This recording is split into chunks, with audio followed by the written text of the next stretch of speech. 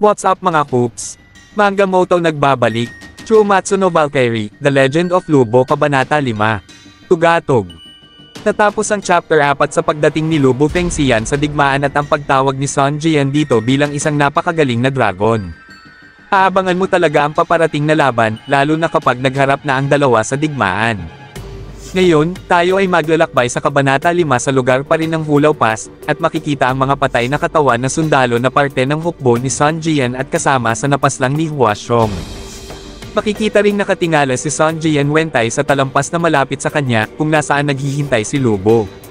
Kasama naman ni Wentai ang iba pa niyang mandirigma na sina Cheng Pu Demo, Handang Yigong na nagsabing lumabas na rin si Lubo, Huang Gai Gongfo na binanggit kung gaano kalakas ang presensya ni Lubo Fengxian at wala naman nasambit si Zumao Darong. Pati ang mga sundalo sa hukbo ni Sun Jian ay nahintakutan sa presensya ni Lubo Fengxian. Ang Flying General, walang takot itong nagpakita sa libo-libong sundalo ng koalisyon. Nabanggit ni Sun Jian ang kanyang pagkagulat sa presensya ni Lubo, at sa isang banda binalaan siya ni Demo na huwag kumprontahin si Lubo dahil hindi ito tao dahil si Lubo ay parang isang nagwawalang dragon. At sa mga oras na iyon ay iniisip ni Wentai na maaaring ito ang unang pagkakataon na makakita ng isang kalaban na ang tangi niyang naisip ay maaaring mamatay siya bago pa sila maglaban. Pero kahit ganoon ang sumagi sa isip niya ay kinuha na nito ang kanyang espada, huminga siya ng malalim at tinitigang mabuti si Lubo Fengxian. Pagkatapos ng ilang sandali ay di na mapakali ang hukbo ni Sun Jian dahil sa malakas na paghampas sa isang gang at naging hudyat ito para umatras na ang mga sundalo nila sa laban. At habang magkaharap sina Lubo at Sun Jian ay napansin ng Tiger of Jandong ang paglubog ng araw kaya iminungkahi nito kay Lubo na dahil may isa na siyang souvenir sa pagkakapugot ng ulo ni Hua Xiong ay itigil na muna nila ang mga bagay-bagay sa araw na iyon. Nagpahayag naman si Sun Jian sa kanyang hukbo na umurong na muna sila at maya-maya lang ay sinabihan ni Lubo ang Tiger ng Jandong na sana ay hindi siya madismaya kay Sun Jian. Pumagsak ang hukbo ni Dong Zuo nang napatay ni Sun Jian si Hua Xiong at humantong ito sa panalo ng Guangdong Coalition sa unang araw ng laban. At sa himpilan ng kubo ni na Sun Jian nagsasaya ang mga sundalo sa kanilang pagkapanalo kanina sa laban pero sa Toldo kung nasaan sina Sun Jian at ang kanyang mga kasamahan ay naririnig nila ang mga nangyayari sa kalapit na mga tolda.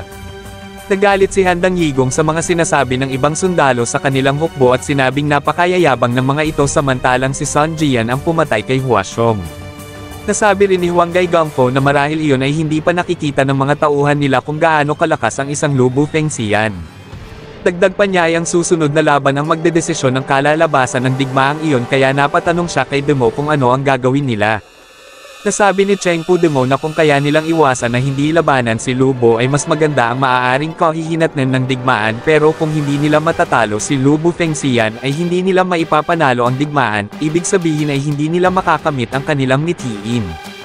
Nag-alala din si Huang Gai Gongfo kung matatalo ba ng isang tao ang isang dragon, at nagulat sina Demo at Handang Yigong nang mula sa pagkakahiga ay bumangon si Sun Jian.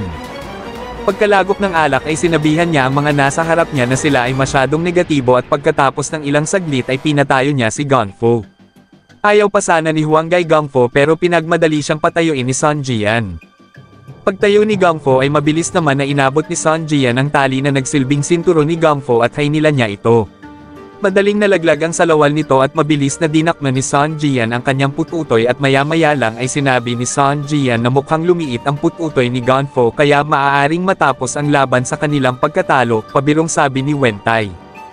Galit na galit naman si Gongfo kay Sun Jian kung bakit niya ginawa ang bagay na iyon sa mga oras na ito. Seryoso naman siyang sinagot ni Sun Jian na ang panghuhula gamit ang pututoy ay sakto lang sa panahong iyon. Napatanong naman si Gongfo kung sino ang gumagawa nun pero nagagalpakan na sa tawa sina Demo at Handang Yigong sa pinaggagawa ni Sun Jian.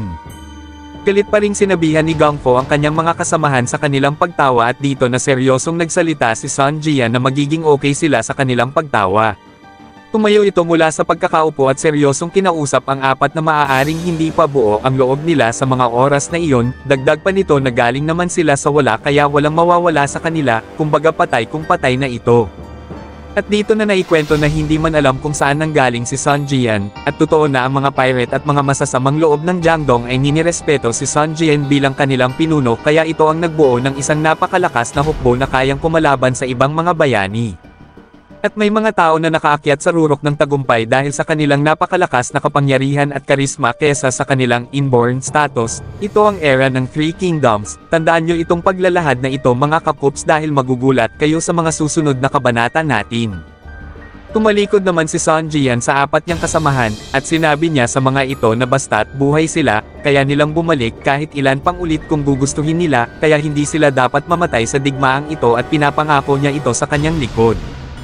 Nalipat ang panaw sa likod ni Son Jian na may tato galing sa Art of War ni Sun Tzu na may katagana, kailangang pakisamahan ang mga tauhan na parang sila'y sarili mong mga anak, at pihadong susunod sila hanggang sa pinakamalalim na lambak.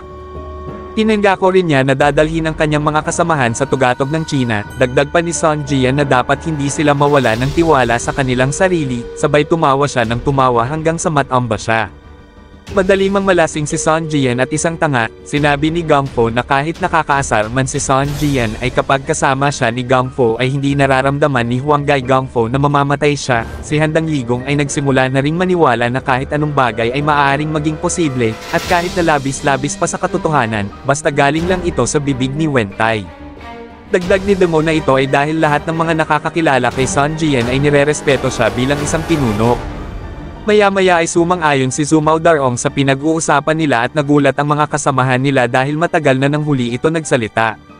Kinabukasan sa harap ng Hulao Gate ay dumating ang Guangdong Coalition sa teritoryo ni Dong Zhuo. At para mapasok ang Hulao Gate ang huling yugto sa pagkuha sa Luyang ay lahat ng 70,000 ay nagsimula na ulit magmarcha. Yes mga kakop, 70,000 po at hindi 100,000, maaring nagkamali lang sila dito sa pag-translate dahil nabawasan na po ang koalisyon ng 10,000 sa unang salpukan ng digmaan. 70,000 lang ang inilagay ko pero dahil nabawasan rin sa hanay ng army ni Son Jian ay kulang-kulang mga nasa 89,000 na lang po ang koalisyon. Ito ay isang pagtatansya lamang dahil makikita sa translation na hindi nila binawasan ang bilang ng 100,000 kahit na nalegasan na ito sa unang salpukan pa lang. At ang umubos sa 10,000 ay si Hua Xiong kasama lamang ang 500 na katao na kanyang pinamumunuan at mababasa natin ito sa Kabanata 4. Balik tayo sa kwento mga kakup, sorry na agad. At kasama ng kanyang hukbo ay nasabi ni Son Jian na napakaganda ng tanawin sa harap niya dahil hindi niya makita ang katapusan nito. Nagmamadali na rin ang ibang hukbo dahil pakiramdam nila ay matatapos ang digmaan sa araw na iyon at gusto na ng isang sundalo na magmadali at pasukin ang Luyang para makasama na niya ang isang magandang babae. Maya-maya ay nagbukas ang Hulao Gate at mag-isang lumabas si Lubo.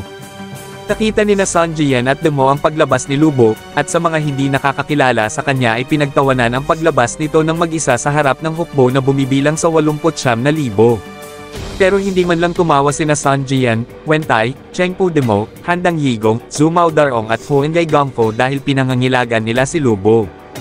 Inilahad dito na kung may puwersang kayang humarap sa 89,000 na sundalo na pumuno ng Zhongyuan ay walang iba kundi si Lubo Fengxian ang may kayang gawin ito. Pumalahaw ang sigaw ni Lubo nang sinabi nitong tatapusin nila ang digmaang iyon sa pamamagitan ng isang duelo. 89,000 laban sa isa. Ang laban ng 89,000 sundalo laban sa isang tao ay malapit na magsimula. Ang digmaan sa Hulao Pass.